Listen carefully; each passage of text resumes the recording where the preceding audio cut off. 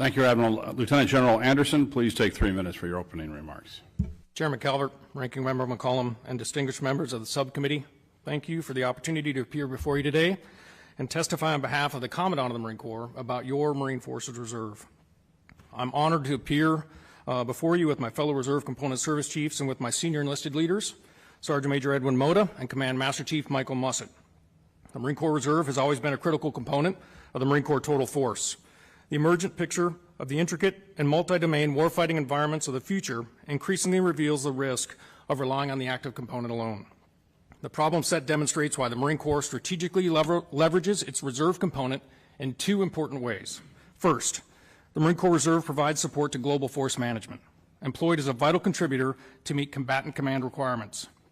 The reserve component, in close partnership with Marine Forces Command and 2nd Marine Expeditionary Force, continues to mature the utilization of service-retained forces in support of global crisis response operations.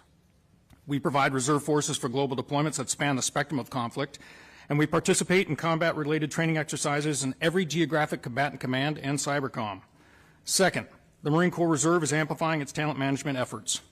This subcommittee has been briefed extensively in recent years on the Marine Corps' Force Design Initiative. Talent management is a major focus for the Marine Corps and the Marine Corps Reserve. We are identifying select individuals with high demand, low density skill sets that are inherently challenging to acquire and providing those Marines pathways to continued military service that are complementary with their civilian careers. Each year, this subcommittee provides National Guard Reserve equipment appropriation funding for the Marine Corps Reserve, and I'm grateful for your continued support through NAGRIA. The Marine Corps Reserve is designed to be equipped at near parity with the active component, and NAGRIA funds allow the Marine Corps Reserve to resource the requirements set forth by Congress and the combatant commanders. The Marine Corps Reserve would realize an even greater advantage by receiving NAGRIA funding that restores its historical share. I ask that you consider this in your future funding decisions. The Commandant of the Marine Corps recently called the Marine Corps Reserve our backbone and emphasized to our senior leaders the need to maximize the potential of our Marine Corps Reserve forces by resourcing and equipping them to ensure they are prepared to meet the threats that face this nation. Reserve Marines serve honorably while balancing their civilian careers and families.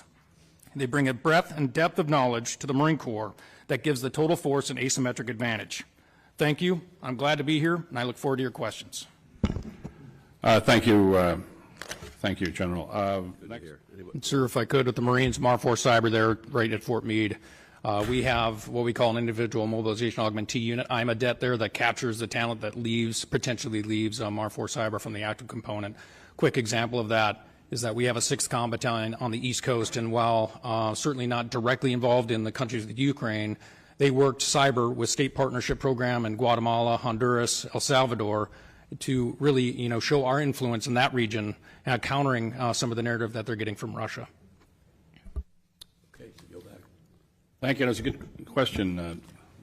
For the Marine Reserves, ma'am, I think access certainly to Tricare Reserve Select needs to continue, but just to give you a little vignette of what that looks like for a sergeant that just left active component, direct affiliated to the reserves, over the course of the weekend, if she is going to have Tricare Reserve Select and pay for servicemen's group life insurance at the same time, when she leaves that drill weekend, she's really got about $120 in her pocket at the end of the day for 2 days of work because of the expense of Tricare Reserve Select and the travel to a drill site.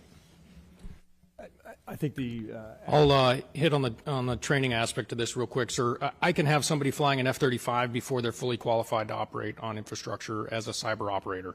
So the footprint that's required, if I'm going to take somebody directly into the reserves and they're not trained, I have to come up and find that active duty time to train them and, oh, by the way, be away from their civilian career to get to that point. So we really rely on capturing the active component talent that comes to the Marine Forces Reserve because we can't do it and train our own people.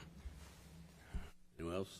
That's right. I would say the same. General Anderson, for the Reserve F-18 Squadron, VFMA, I believe 112, are they getting the APG-79 V4 ACE radar upgrade down in those jets yet, or what's the plan there?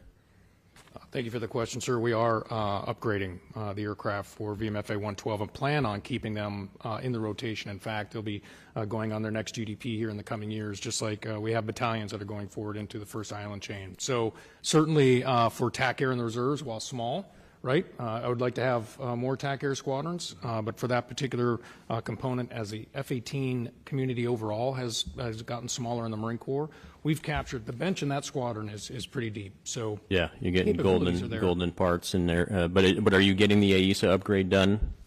Yeah, where we are getting not only the upgrade, but we certainly, when you talk about parts, we have excess capacity excess. now as we get some more from Okay. the West Coast. Would love to come see that operation Absolutely. if we can. So And thank